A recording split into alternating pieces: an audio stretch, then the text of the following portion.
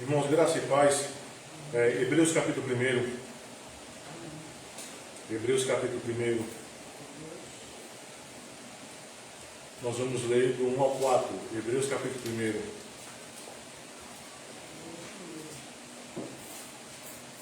Hebreus capítulo 1, do 1 ao 4.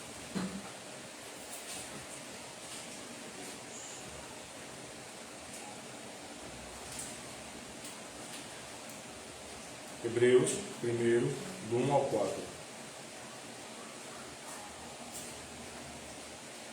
A Escritura diz o seguinte: havendo Deus outrora falado muitas vezes e de muitas maneiras aos pais pelos profetas, nestes últimos dias nos falou pelo Filho, a quem constituiu o herdeiro de todas as coisas, pelo qual também fez o universo.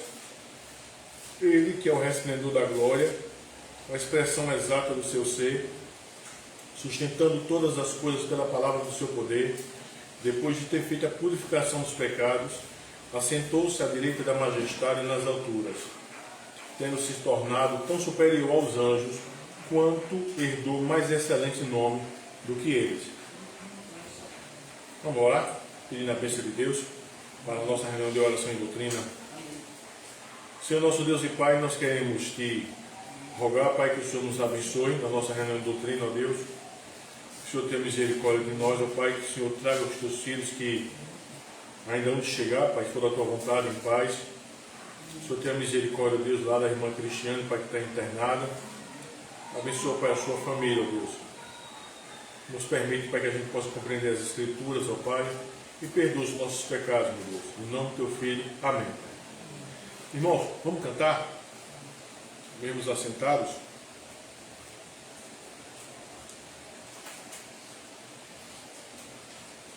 (144) dos nossos inários. 144 do inário. Na Bíblia que eu dei para a senhora está no final. 144, Mário.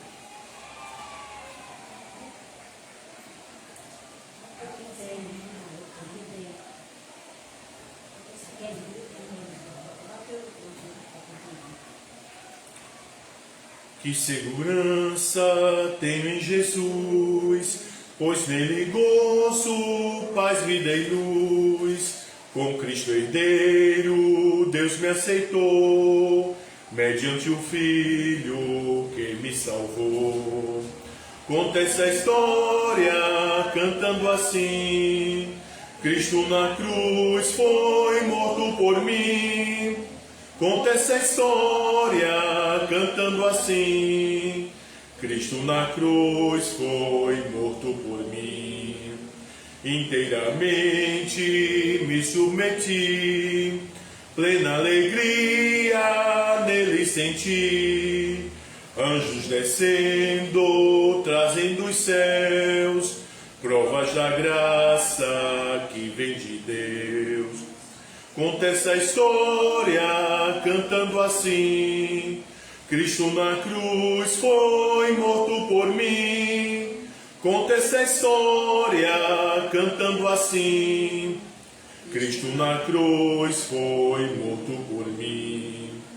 Firmado em Cristo, no seu amor, estou contente em meu Salvador.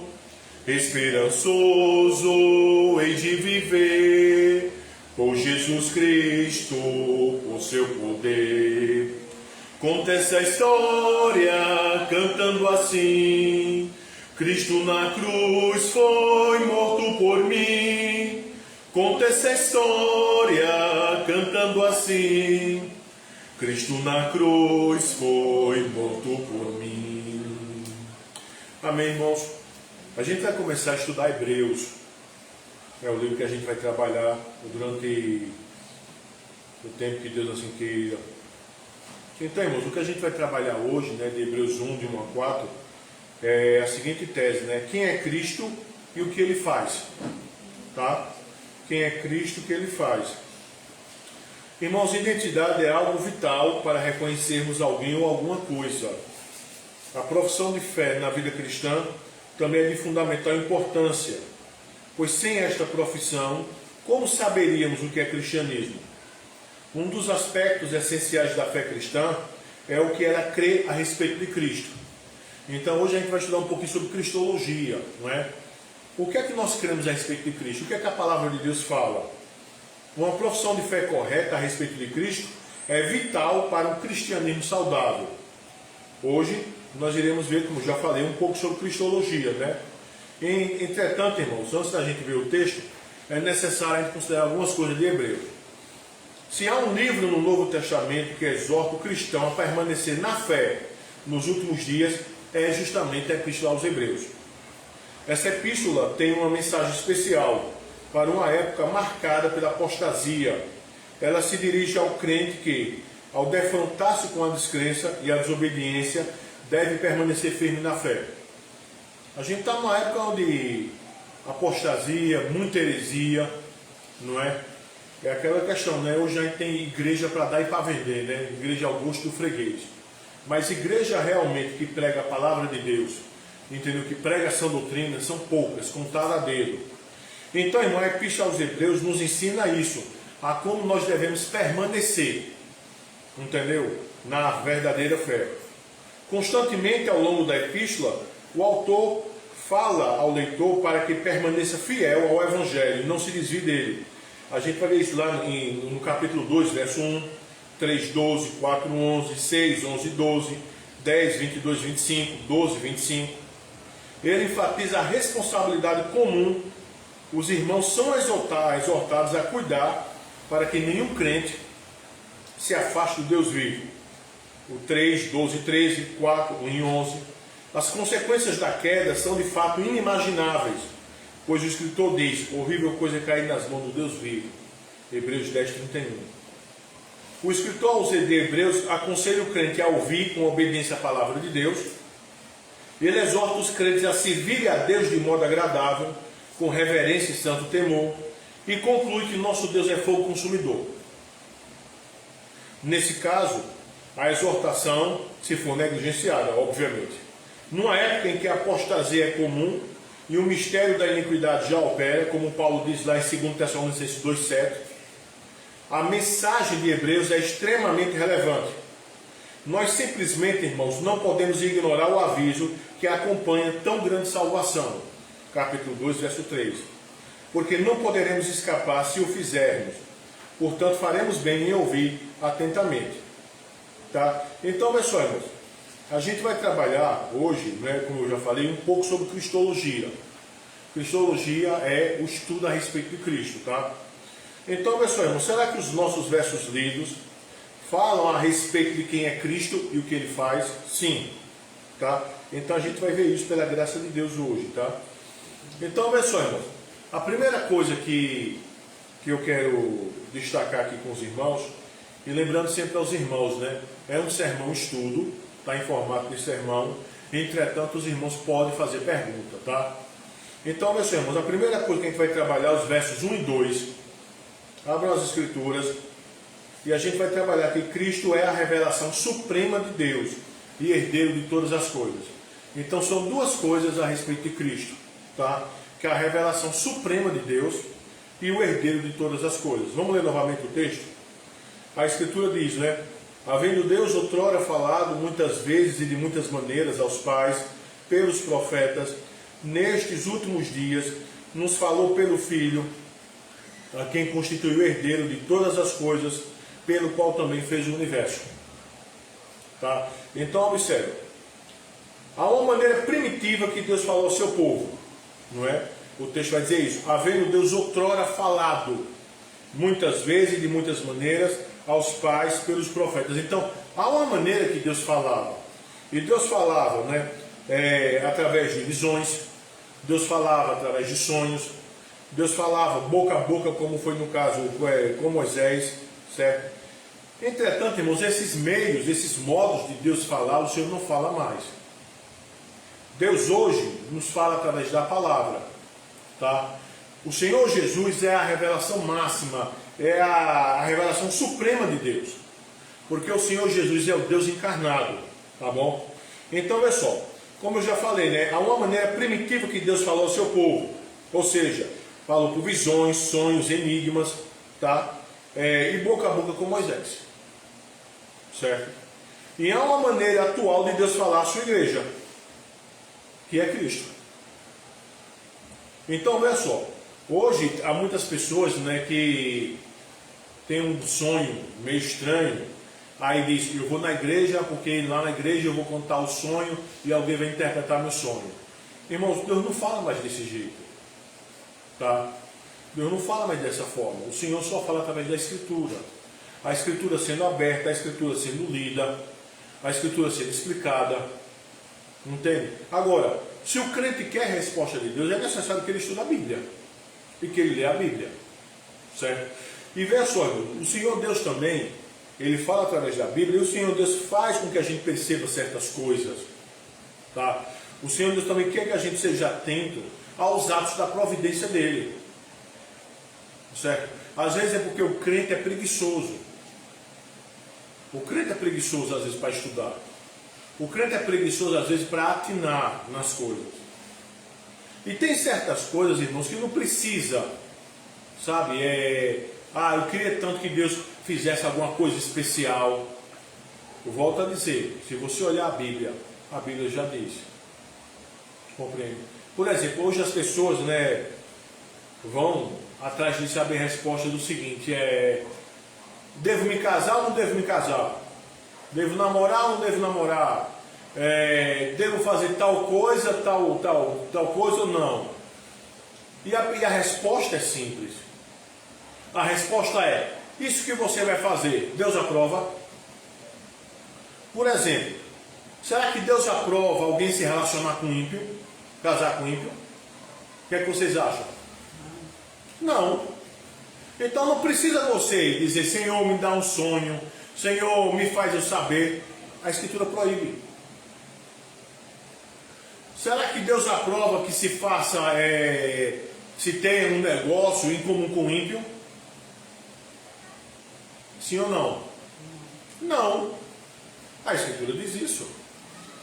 Será que a Escritura aprova, por exemplo, alguém que ao invés de estar trabalhando, está dormindo até meio-dia, não está fazendo nada, fica empinando pipa, jogando bola de vidro, jogando bola, ao invés de estar trabalhando, a Escritura aprova? Não. A pergunta é, a Escritura aprova? A pergunta é essa, irmãos. Porque Deus só fala através de Cristo. É a revelação suprema. E depois que Cristo veio, depois que Cristo se encarnou, depois que Cristo apresentou o seu ministério, certo? Os apóstolos que vieram depois dele, pregaram a seu respeito, falaram a seu respeito, escreveram. Então hoje nós temos as Escrituras, que nos ensinam o que o Senhor Deus quer de nós. Então, olha só, irmãos, o correto entendimento das Escrituras, em última instância, aponta para Cristo. Cristo, por causa do caráter orgânico da Escritura, é a chave de compreensão da fala de Deus. Tá? Então, a questão é, volto a dizer, como é que Cristo fala hoje à igreja? Agora, se o crente não lê Bíblia, se o crente não vai à igreja, se o crente não procura conhecer as Escrituras, é lógico que ele não vai saber qual é a vontade de Deus para a sua vida. É lógico, irmãos. Porque a gente vê, irmãos, em vários cantos isso. Tá? Aqui mesmo dentro de Hebreus. Veja aí Hebreus 2:1. Eu vou fazer uma pergunta em cima desse texto. E vou perguntar, o texto está dando a resposta ou não? Veja aí Hebreus 2:1. A Escritura diz: por esta razão importa que nos apeguemos com mais firmeza às verdades ouvidas, para que delas jamais nos desviemos. Então a pergunta é muito simples. A Bíblia ordena que a gente se apegue às verdades, sim ou não? Sim. É óbvio, não é? Vamos lá. A Bíblia diz que se eu fizer isto, eu vou me desviar quando? Nunca. Agora, se o crente não lê Bíblia, se o crente não estuda a Bíblia, ele não vai ter as respostas. Entende?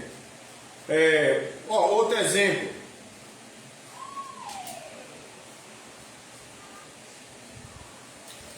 Vejam aí, Hebreus 4. Hebreus 4, a partir do verso 14.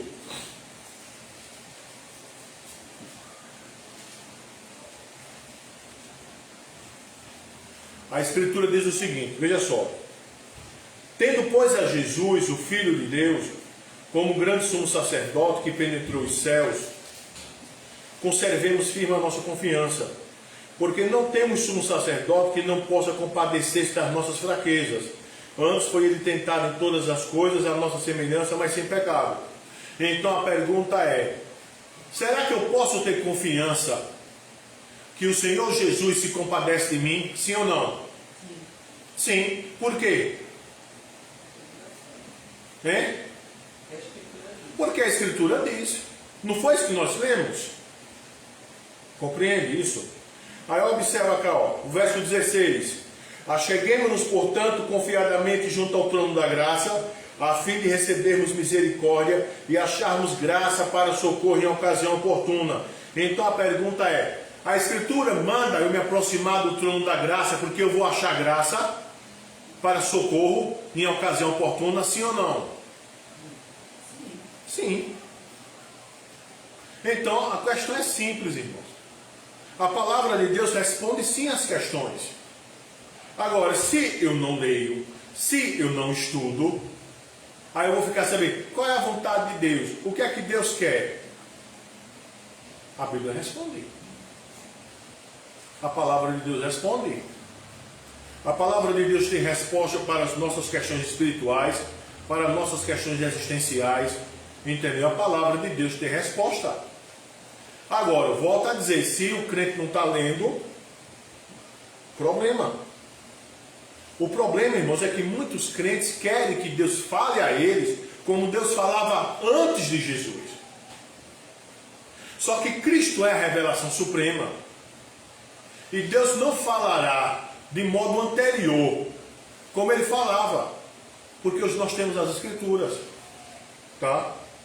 Então, olha só. Além disso, irmãos, os versos 1 e 2, quando fala que Cristo é a revelação suprema de Deus, o verso 2 fala que Cristo é herdeiro de todas as coisas. Cristo é o herdeiro de todas as coisas. Veja o que diz o verso 2. Nesses últimos dias, nos falou pelo Filho, né? A quem constituiu herdeiro de todas as coisas, pelo qual também fez o universo. Então, observa. Deus só fala através de quem? De Cristo. E Cristo é o quê? Que a gente viu agora. Herdeiro de quê? Herdeiro de todas as coisas. Então, Deus só fala através de Cristo e Cristo é herdeiro de todas as coisas. Tá, irmãos? Então, olha só, vamos dar uma olhadinha lá em Colossenses 1,16. Colossenses 1,16. Colossenses 1,16.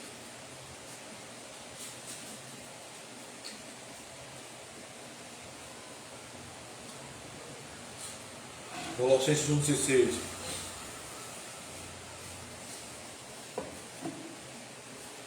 A Escritura diz o seguinte: pois nele foram criadas todas as coisas nos céus, sobre a terra, as visíveis e as invisíveis, sejam tronos, sejam soberanias, quer principados, quer potestades, tudo foi criado por meio dele, para ele. Então observa, tudo foi criado por meio dele e para ele. Certo, irmãos? Então observa, irmãos, o que é que nós somos de Cristo? Herdeiros, co-herdeiros, né? Mas observa, nós somos irmãos do Senhor, não é? Co-herdeiros, não é? Então observa aí, ó. Por sermos irmãos de Jesus e filhos adotados de Deus, também somos herdeiros de todas as coisas. Então, olha só, se Cristo é herdeiro de todas as coisas, e nós somos irmãos do Senhor Jesus, nosso irmão mais velho, Senhor, Rei, Mestre, nosso irmão mais velho, e nós somos filhos de Deus, nós também somos herdeiros. Tá? Então, olha só, irmão, olha aí, Romanos 8, 14. Romanos 8, 14 e 17. Romanos 8, 14 e 17, a 17, melhor dizendo. Romanos 8, 14 a 17.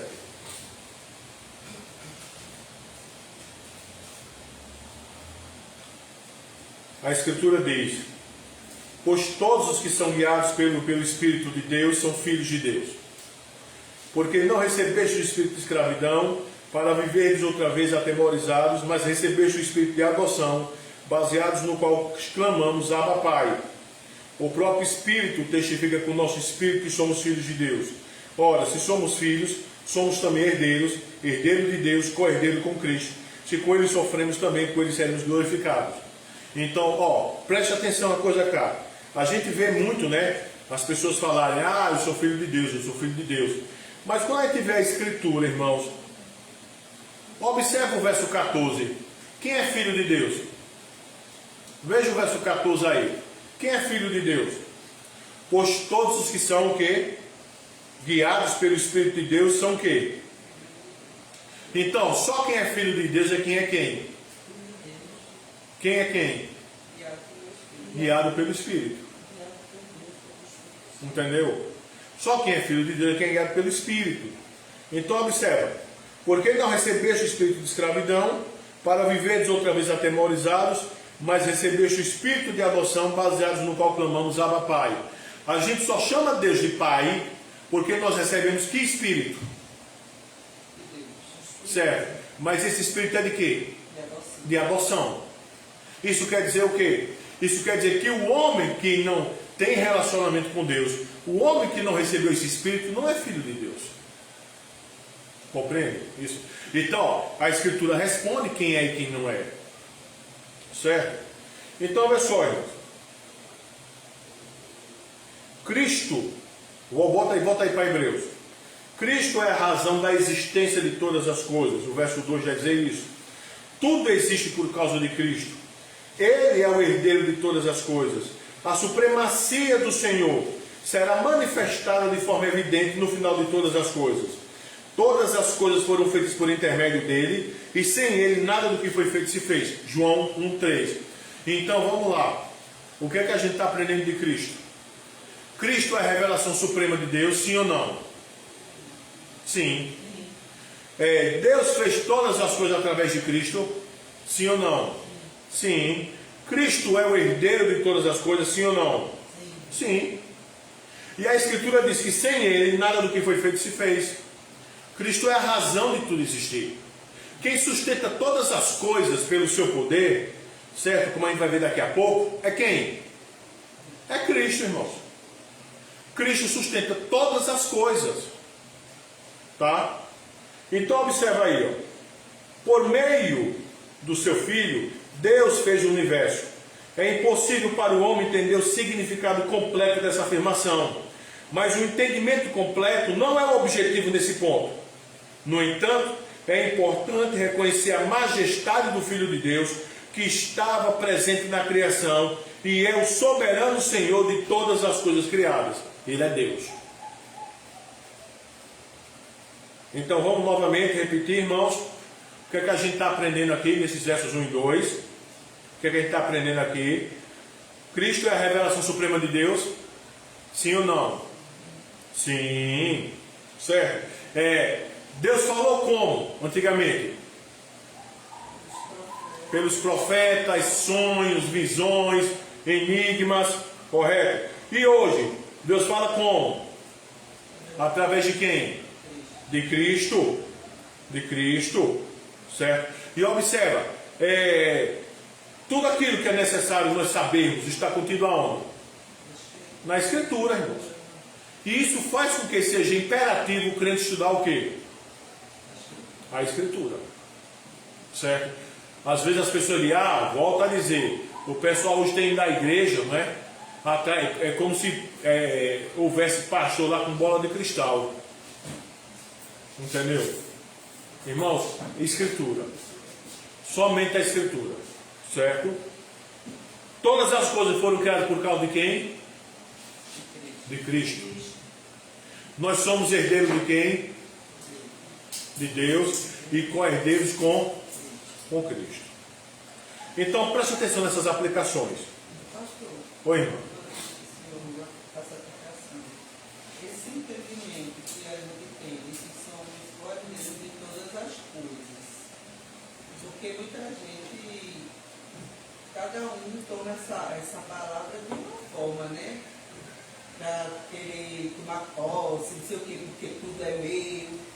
Hoje, como a gente poderia aplicar a vida da gente na nossa vida de hoje, né? Na vida de luta, esse conhecimento de que nós somos herdeiros de todas as coisas. Boa pergunta, irmão. Irmão, só a própria palavra herdeiro, não é? Ela já responde a gente. Porque, observe, um herdeiro é alguém que ainda não tomou posse. Ele vai herdar. Certo? Veja só.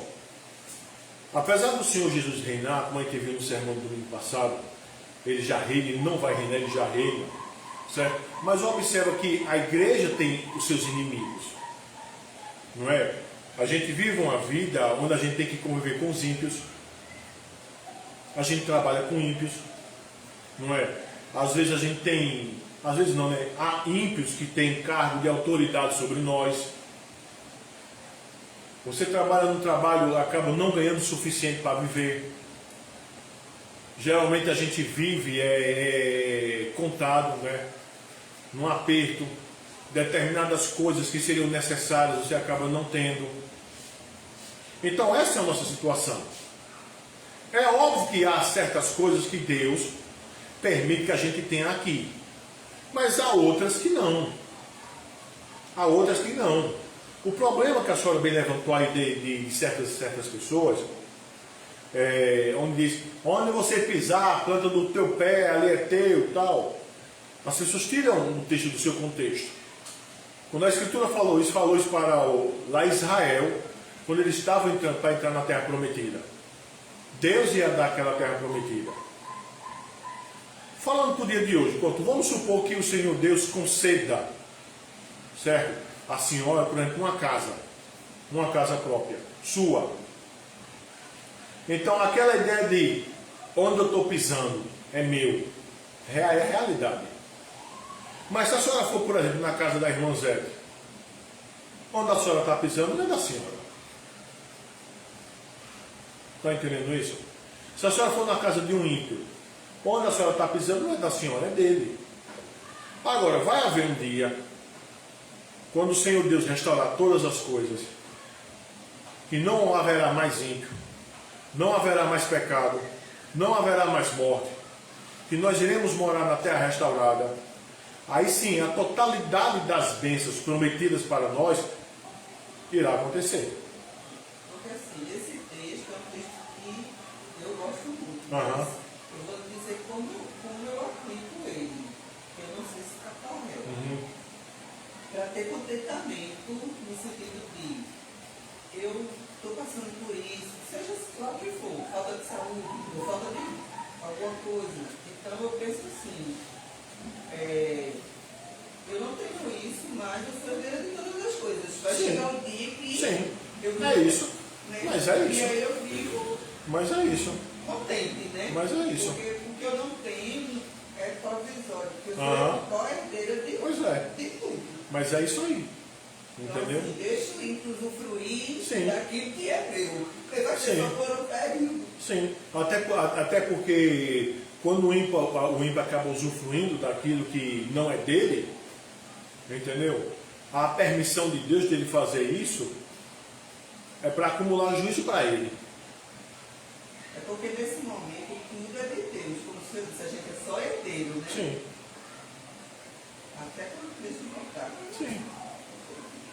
O herdeiro só recebe a herança quando Porque, por exemplo, abra aí, irmãos, em Efésios, capítulo 1. Vê só. Isso que a senhora está falando é bem interessante. Abra aí em Efésios, capítulo 1. A gente vai ver o 13 e o 14, tá? Efésios, capítulo 1, 13 e 14. Efésios 1, 13 e 14. A Escritura diz o seguinte, ó. Em que também vós, depois que ouvistes a palavra da verdade, o evangelho da vossa salvação, tendo nele também crido, foste selado com o Santo Espírito da promessa, o qual é o penhor da nossa herança até ao resgate de sua propriedade e no louvor de sua glória. Então veja só, nós não fomos resgatados ainda. Não é verdade? Por quê? Porque não houve a ressurreição do último dia. Nós não fomos resgatados. Entendeu? Então, há coisas que o Senhor Deus nos dá, há coisas que nós queríamos, há coisas que nós precisamos, mas o Senhor Deus, na sua bendita e vontade soberana, não nos dá. Agora, haverá um tempo onde a realidade disto que nós somos herdeiros vai se concretizar-se. Entendeu? Então, meus senhores, Deus falou de muitas maneiras e muitas vezes aos santos no Antigo Testamento. Vindo Jesus, o Senhor Deus, só fala através dele. E falar através dele e falar pela palavra. Porque Cristo é a palavra. Entendeu? Agora que Deus tem falado nos últimos dias através do seu Filho, e deixa eu dizer uma coisa aqui para vocês, esses últimos dias aqui, eles começaram quando Cristo foi assunto aos céus. Tá? Os últimos dias começaram quando Cristo foi assunto aos céus. O que quer dizer isso? Quando ele sobe, né? Quando ele foi assunto aos céus.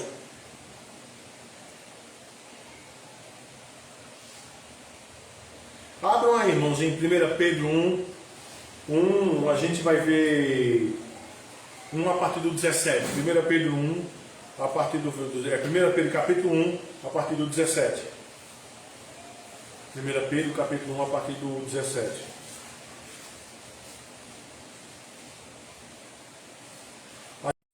Se invocar a exceção de pessoas, julga segundo as obras de cada um, portai-vos com temor durante o tempo da vossa peregrinação.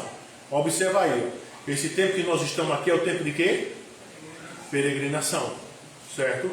Sabendo que não foi mediante coisas corruptíveis, como prata ou ouro, que fostes resgatados do vosso fútil procedimento que vossos pais vos legaram, mas pelo precioso sangue, como de cordeiro, sem defeito, sem mácula, o sangue de Cristo, conhecido com efeito antes da fundação do mundo, certo?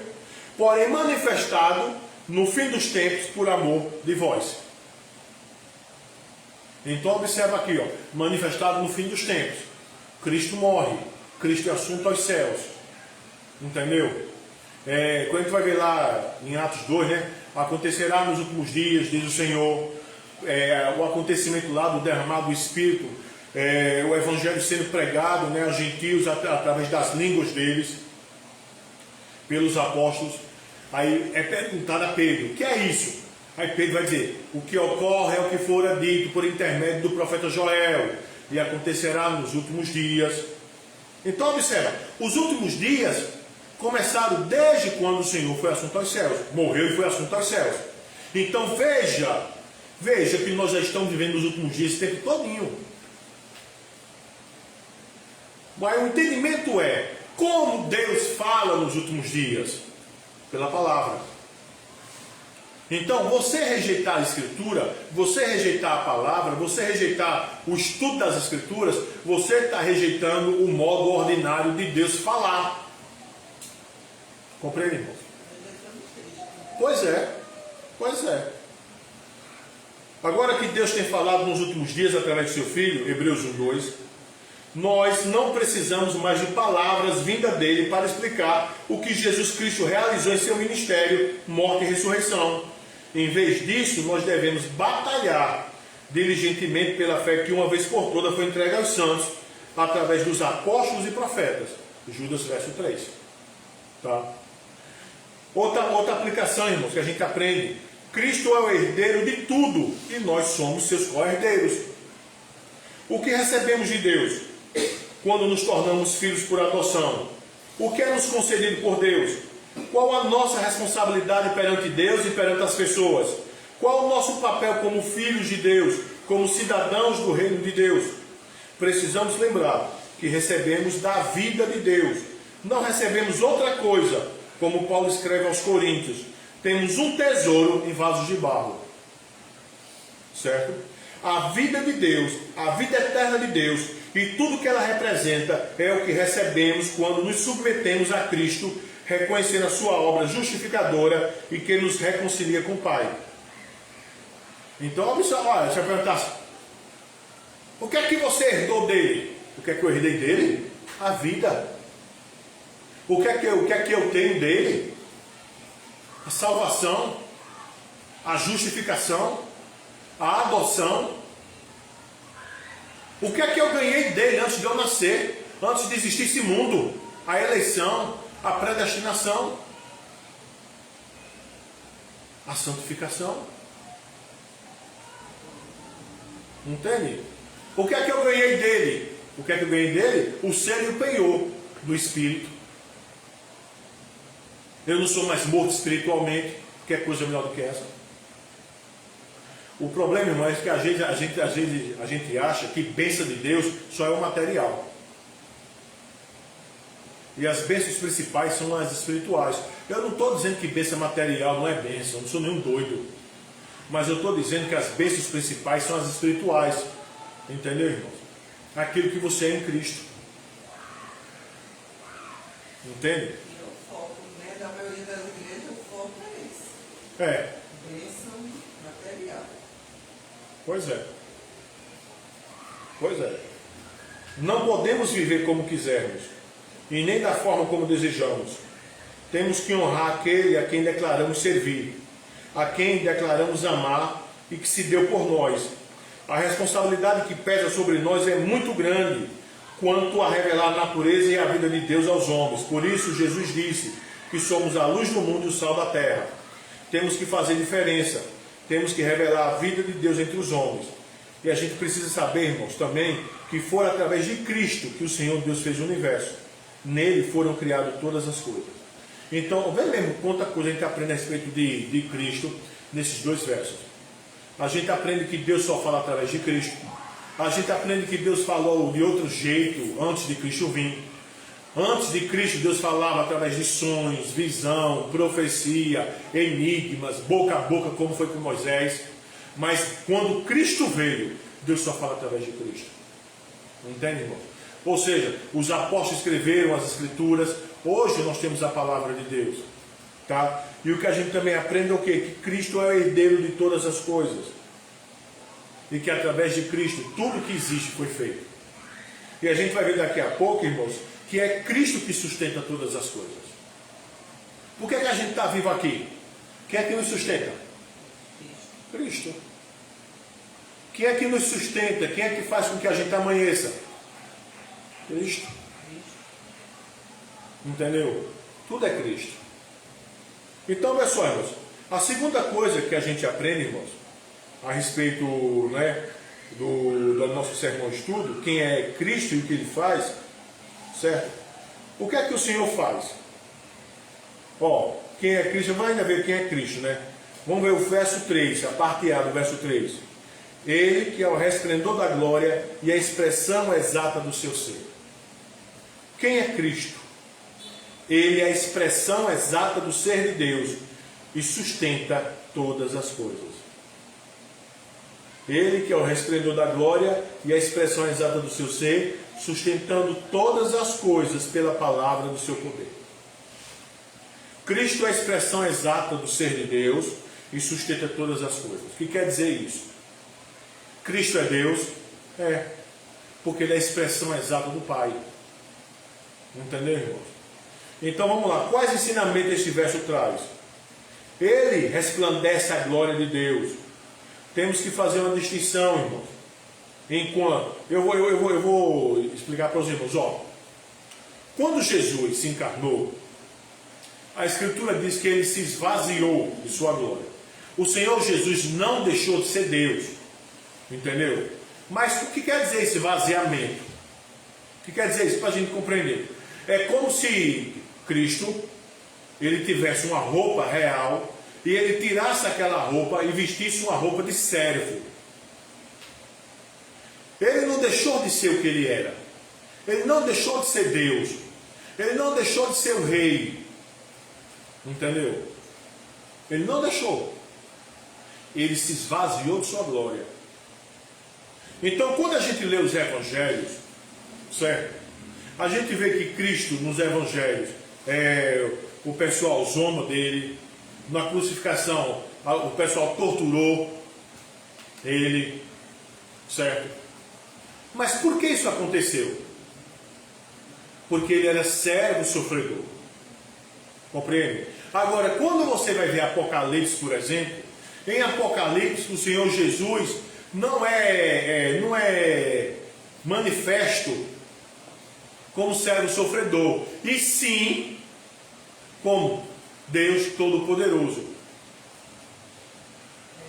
Nesse caso, eu estava pensando nisso, porque ninguém pode ver Deus. Sim, o Pai. Ninguém pode ver Deus. E Jesus e Deus é Deus igual. Certo. Não há nenhuma diferença entre um e outro. Não. Eu pensava assim, que Jesus se esvaziou para que a gente pudesse ver, tanto que lá em Apocalipse, quando João viu, ele caiu como novo. Sim. Por causa da glória dele. Então ele se esvaziou Da para que glória. a gente pudesse ver Deus, né? Porque aquela questão o que a pessoa está falando é bem interessante, porque, por exemplo, quando a gente fala, por exemplo, o Pai, a Escritura diz que ninguém jamais viu o Pai, porque ele está em luz inacessível, certo? O Filho, nós só vimos o Filho porque ele se encarna, ele esvazia de sua glória. Agora, o texto de Apocalipse, como a senhora bem falou, apresenta o Senhor Jesus já glorificado como Todo-Poderoso, que ele é. Entende? Então, olha só, aí a gente tem que fazer essa distinção. Mas a gente não pode ver por causa do pecado. Não, né? Quando tem a visão lá de João e ele cai por terra, é por causa da glória do Senhor. E também porque João está em corpo pecaminoso. Entendeu? Vê só, irmão. Todo-Poderoso, né? Então, a glória da deidade do Filho brilhando por meio de sua humanidade, a glória de Deus sendo manifesta na perfeição de sua humanidade, completamente harmonizada com a vontade de Deus. A ideia de expressão exata do ser de Deus. Esta declaração expressa tanto a singularidade da natureza de Deus, quanto a distinção de pessoas que há na Santíssima Trindade. Que é necessário entender o seguinte, tem um termozinho que se chama Trindade ontológica. Deixa eu explicar isso aqui para os irmãos. O que quer dizer Trindade ontológica? Certo? O Pai é Deus, o Filho é Deus, o Espírito é Deus. Então, os três possuem, deixa eu colocar dessa forma, a natureza de ser Deus. O que é que caracteriza a natureza de ser Deus? Perfeição em todos os atributos. Glória, poder, majestade, justiça, amor, ira e por aí vai. Certo? Trindade econômica. O que quer dizer trindade econômica? Que cada pessoa da Santíssima Trindade tem um papel a executar no plano da salvação. Então vamos lá. Quem foi que se encarnou? A primeira, a segunda ou a terceira pessoa da Santíssima Trindade? A segunda. Não é? Observa, quem é que vem morar em nossos corações? Quem é o ser e o penhor da nossa salvação? A primeira, a segunda ou a terceira pessoa da Santíssima Trindade? A terceira, certo? Quem arquitetou o plano da salvação? A primeira, a segunda ou a terceira pessoa da Santíssima Trindade? A primeira. Então, cada pessoa da Santíssima Trindade tem um papel a executar. O nome disso se chama Trindade econômica. Então, quando a Escritura fala que ela é a expressão exata do ser de Deus, está se referindo o quê? A Trindade ontológica ou a Trindade econômica? Ontológica. Porque vai dizer o quê? Que Cristo é a expressão exata do ser de Deus. Agora, é como a senhora falou, quando Cristo estava na terra, ele tinha se esvaziado de sua glória e ele estava cumprindo uma missão na Trindade econômica, que era ser o quê? Servo e sofredor. Entendeu? Vim aqui cumprir a lei, obediência ativa, morrer pelos pecados do seu povo, entendeu? Obediência passiva. Então, olha só, irmãos. Além do Senhor Jesus ser a expressão exata do ser de Deus, Trindade ontológica, ele faz mais o que, irmãos? Ele sustenta todas as coisas pela palavra do seu poder. Certo? Sustenta todas as coisas pela palavra do seu poder. O universo não é sustentado por leis autônomas, e sim pelo Senhor Jesus. Agora, leis autônomas quer dizer o quê? No universo há leis, assim lei. Mas essas leis só existem e só funcionam do jeito que funciona por causa de Cristo. Entendeu?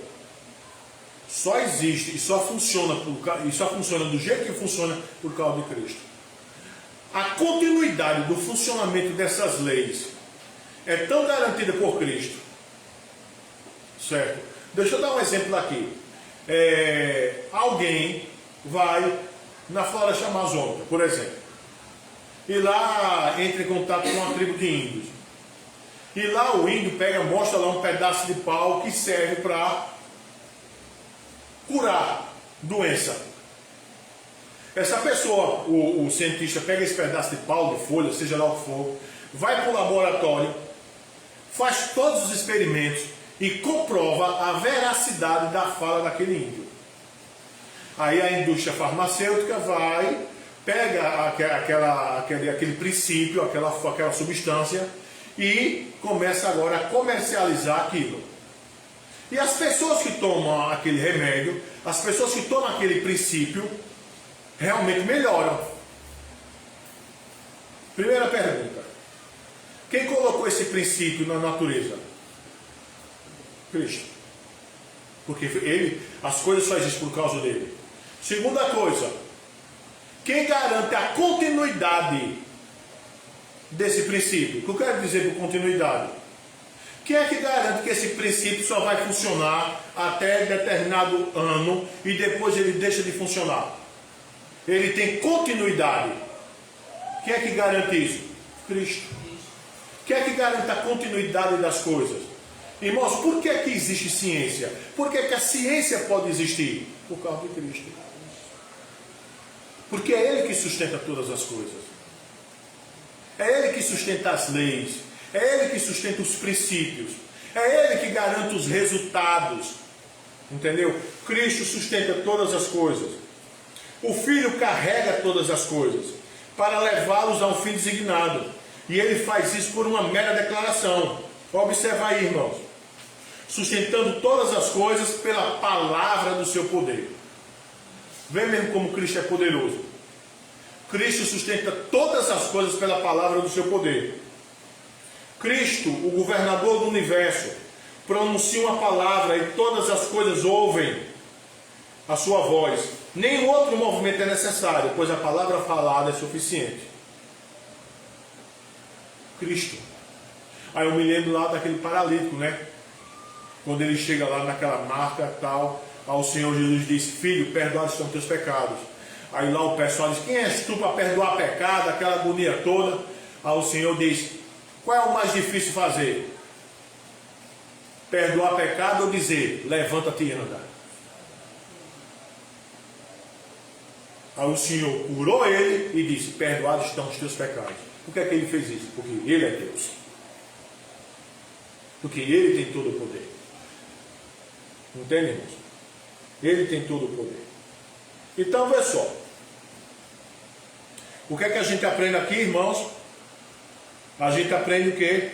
Que ele é o resplendor da glória e a expressão exata do ser. Essa é a trindade ontológica ou econômica? Ontológica. Vamos todo mundo dizer? Ontológica. Ontológica, que quer dizer, o que quer dizer ontos? Ser, logia, estudo do ser. Tá? Ontologia, estudo do ser. Tá bom? Então, pessoal, e o que é que a gente aprende mais aqui? Que Cristo sustenta o quê? 2 coisas, 3 coisas, 4 coisas, 5 coisas, todas as coisas. Todas as coisas. E ele faz isso através de quê? Pela palavra de quê? Do seu poder. Certo, irmãos? Bom, e a gente vai aprender mais outra coisa de Cristo, né? O que é que ele fez agora? A gente aprendeu o que ele é. O que é que ele fez agora? Ele levou nossos pecados na cruz. Foi glorificado e é superior aos anjos.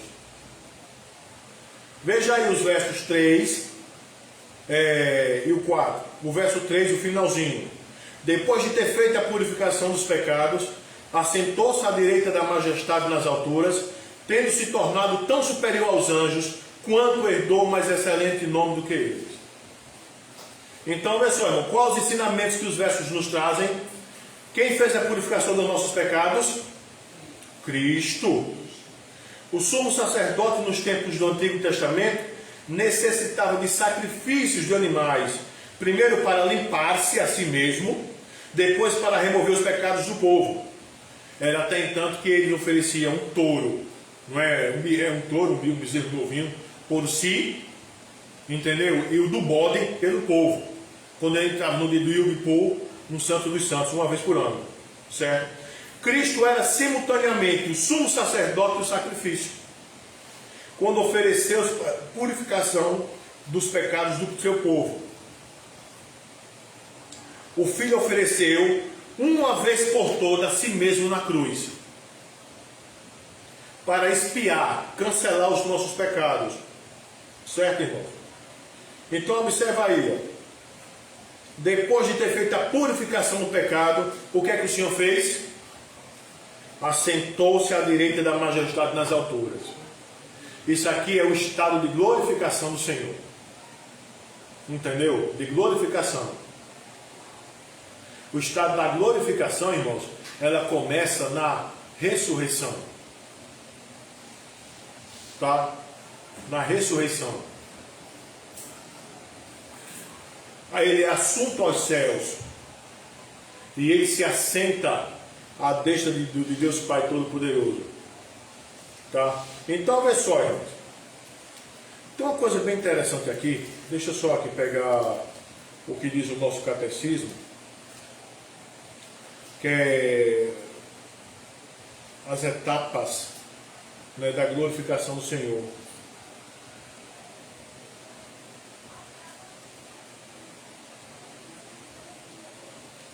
Como Cristo foi exaltado? Não, é a pergunta 51. Qual é o estado de exaltação de Cristo? O estado de exaltação de Cristo compreende ressurreição, ascensão, está sentado à destra do Pai e a sua segunda vida para julgar o mundo. São os 4 estágios da glorificação do Senhor Jesus, da exaltação. A ressurreição, a ascensão, subir, está sentado à destra do Pai e vir para julgar o mundo. Pergunta 51 do nosso catecismo. Entende? Então, olha só, irmãos. Deus Pai Todo-Poderoso aceitou o sacrifício do Senhor Jesus e o ressuscitou e o glorificou com a glória que tinha antes da encarnação. Assentou-se à direita da majestade nas alturas. Romanos 8:34, Efésios 1:2, Colossenses 3:1. As expressões assentou-se à direita não deve ser tomada literalmente, mas simbolicamente, né? A ideia de sentar-se à mão direita de alguém significa um privilégio dado a uma pessoa altamente honrada. Nesse caso significa que o Filho agora tem autoridade para governar seu reino mundial na terra e está entronizado acima de todos os seus poderes espirituais nos lugares celestiais. O reino pertence a ele. Então lembrando que eu falei lá em 1 Coríntios 15? Ele reina. Cristo reina. Entende? Aí alguém pode perguntar, como é que Cristo reina se o mundo está do jeito que está? E a resposta é simples. O mundo está do jeito que está porque faz parte do propósito de Deus para esse mundo. Porque vai chegar um dia que o Senhor Jesus vai derrotar tudo isso. Entende? Mas ele já reina. Agora, a subjugação, o domínio do Senhor sobre essas coisas, entendeu? É via a igreja. Por isso, irmãos, que a igreja precisa combater. A igreja precisa se levantar, pregar o evangelho, chamar os homens ao arrependimento, entender que a finalidade dela não é entreter homens, não é fazer palhaçada na pregação, não é transformar a pregação em humor, é chamar os homens ao arrependimento, é instruir os santos. Os santos precisam viver de acordo com as Escrituras, precisam ser sal e luz. Compreende? Sobre isso aí, abra em Efésios novamente. Efésios, capítulo 1, mas a gente vai ver o finalzinho de Efésios, capítulo 1. A gente vai ver a partir do verso 20. Efésios, capítulo 1, a partir do verso 20.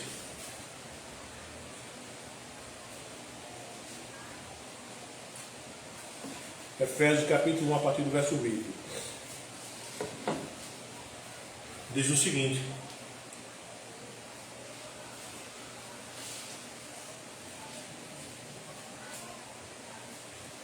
vamos pegar do verso 15, porque a gente pega o contexto completo, a partir do verso 15.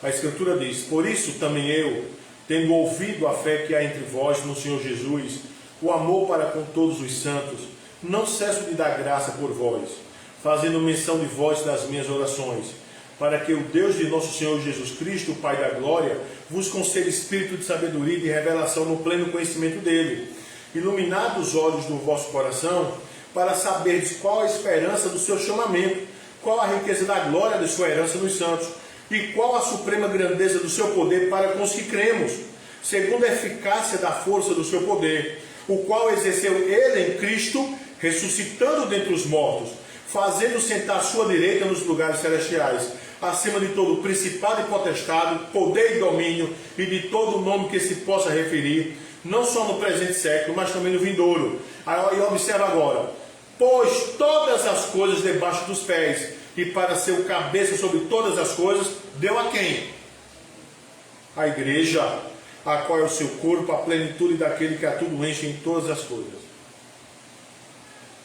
Todo o poder me foi dado no céu e na terra. É por isso que a Escritura diz que as portas do inferno não vão prevalecer à igreja. O que quer dizer isso? Quando o verdadeiro evangelho é pregado, quando homens são chamados a arrependimento, entendeu, irmão? As portas do inferno não conseguem resistir a esse ataque da igreja. Agora, irmãos, se não há pregação do verdadeiro evangelho e os crentes estão preguiçosos, não querem trabalhar, entende? O problema é isso, né? O reino pertence a ele, Deus lhe deu o nome que está acima de todo nome, para que ao nome de Jesus se dobre todo o joelho, nos céus, na terra, debaixo da terra, e toda a língua confesse que Jesus Cristo é Senhor, para a glória de Deus Pai. Um grande problema hoje da igreja é que os crentes deixaram de crer nisso. E quando você deixa de crer nisso, você perde poder. Quantos crentes hoje em dia não têm mais poder? Não tem mais autoridade? Poder para pregar o evangelho, autoridade para chamar homens a arrependimento. Porque não crê mais em Jesus. Hoje a igreja se transformou em quê? No centro social. É como a senhora falou, irmã Solange. Hoje o pessoal vai atrás de bênção, vai atrás de arrumar um companheiro, uma companheira, vai atrás de arrumar trabalho. Entendeu? As liturgias, né, são antropocêntricas para agradar o homem. Então as pessoas não têm mais poder, as pessoas não vibram mais com o evangelho. As pessoas vivem uma vida de mornidão. É a igreja de Laodiceia. Não é nem quente, nem fria, é morna. E qual é o castigo para a igreja de Laodiceia? Estou a ponto de te vomitar. Todo mundo aqui sabe, né? Quando a pessoa quer vomitar, ou mete o dedo na goela, né? Ou então toma água morna, né? E toma água morna, o cara bota até os bofos para fora. A igreja de Laodiceia é uma igreja que não é nem quente, nem fria. A situação que provoca no Senhor Jesus é essa: ânsia de vômito. E tem muito crente morno. Tem muito crente Laodiceia. Crente sem autoridade, crente sem poder. Crente que não crê mais nem sequer na Bíblia. Não tem, irmão? E observa aí, ó, que no verso 4 nós temos a exaltação da natureza humana do Senhor. Que ele se tornou tão superior aos anjos quanto herdou mais excelente nome do que eles. O Deus homem é maior que os anjos. Cristo herdou o nome que foi pré-ordenado no conselho de Deus. E quando ele completou sua obra mediadora na terra, ele recebeu a herança para que pudesse dizer: toda autoridade me foi dada no céu e na terra. Mateus 28, 18. A permanência de sua herança pode ser vista na descrição de Paulo da ressurreição e ascensão de Cristo, que está sentado à direita de Deus nos lugares celestiais acima de todo principado e potestade, poder e domínio, de todo nome que se possa referir, não só no presente século, mas no vindouro. Efésios 1, 20 e 21. Então, olha só, irmãos. O que é que a gente aprende, irmãos? O que é que a gente, fazer uma geral, o que é que a gente aprende nesses 4 versos? A gente aprende que antes de Jesus, Deus falava de que maneira? Profecia, visão, sonho, enigmas e boca a boca com Moisés. A partir dos últimos dias, o Senhor fala como? Através de Jesus. Certo? Através de Jesus. Jesus é o quê? Herdeiro de Deus, sim ou não? E nós somos o quê? Co-herdeiros. Porque nós somos filhos de Deus, porque nós recebemos que espírito? De adoção. Não é? Vamos lá. As bênçãos espirituais. Nós já temos as bênçãos espirituais? Sim. Nós somos eleitos, predestinados. Nós fomos chamados eficazmente. Nós fomos regenerados. Nós fomos justificados. Nós fomos adotados. Nós estamos em processo de santificação, de conversão. E nós seremos glorificados. Nós temos o selo e o penhor do Espírito. Entendeu, irmãos? Nada nos acontece a não ser que Deus queira. Certo? Vamos lá, irmãos. Cristo é o herdeiro do universo? Sim. Foi através de Cristo que Deus fez todas as coisas? Sim. Cristo é a expressão exata do ser de Deus? Sim. Porque Cristo é o quê? Deus. Certo, irmãos? Cristo sustenta todas as coisas? Sim. Certo? Depois de ter feito a purificação dos pecados, Cristo morreu pelos nossos pecados? Sim. Cristo se assentou à direita de Deus Pai Todo-Poderoso, como nós dizemos no credo todo domingo? Sim. Sim. Cristo é superior aos anjos? Sim. Veja quantas coisas nós aprendemos de Cristo. E na próxima terça-feira a gente vai continuar, viu? Já que a gente vai estudar Hebreus, pela graça de Deus todinho. Vai passar um tempão estudando Hebreus. Não é? O capítulo 1 de Hebreus é cristologia, né? A gente vai aprendendo mais a respeito de Cristo. Então, irmãos, que o Senhor Deus, em sua graça, nos leve a conhecer um pouco mais a respeito do nosso Salvador e Senhor Jesus Cristo. E que aquilo que fora dito a respeito dele, o que é que foi dito a respeito dele? Que ele é a revelação suprema de Deus, o herdeiro de todas as coisas, e ele é a expressão exata do ser de Deus, porque ele é Deus, e sustenta todas as coisas. Ele levou nossos pecados na cruz, foi glorificado e é superior aos anjos. Que isso seja, irmãos, a nossa fé, porque quem é crente de verdade crê desse jeito. Amém, irmãos? Compreenderam, santos? Compreenderam? Todo mundo compreendeu? Tranquilo? Então, vamos orar para terminar a nossa reunião de doutrina. E eu peço que Mari veja aqui a transmissão. Vamos orar? Senhor nosso Deus e Pai, nós queremos te rogar, Pai, em nome do Senhor Jesus, ó Deus, que a gente possa, Pai, de fato e de verdade, Pai, incorporar, Pai, as verdades das Escrituras. Que o Senhor tenha misericórdia de nós, ó Deus, porque a gente faz parte de uma geração, que é uma geração relapsa, que não lê Bíblia, que não estuda Bíblia. É uma geração que é incrédula, a geração Laodiceia, geração morna, geração que te provoca náuseas. Que o Senhor tenha misericórdia de nós, ó Deus, que o Senhor avive a tua obra, que o Senhor derrama, ó Pai, o verdadeiro avivamento, que é o retorno à palavra, que é a submissão à tua palavra, que é crer na tua palavra. Que o Senhor tenha misericórdia de nós. Que o Senhor abençoe, Pai, os teus filhos. Te peço novamente pela tua serva, a irmã Cristiana, que está hospitalizada. Que o Senhor abençoe ela, a sua família. Que o Senhor abençoe para os outros teus filhos, ó Deus. Nos leva, Pai, para os nossos lares em paz. Que rogamos, ó Pai, que o Senhor nos dê uma noite de sono tranquila. Em nome do Senhor Jesus. Amém. Maria.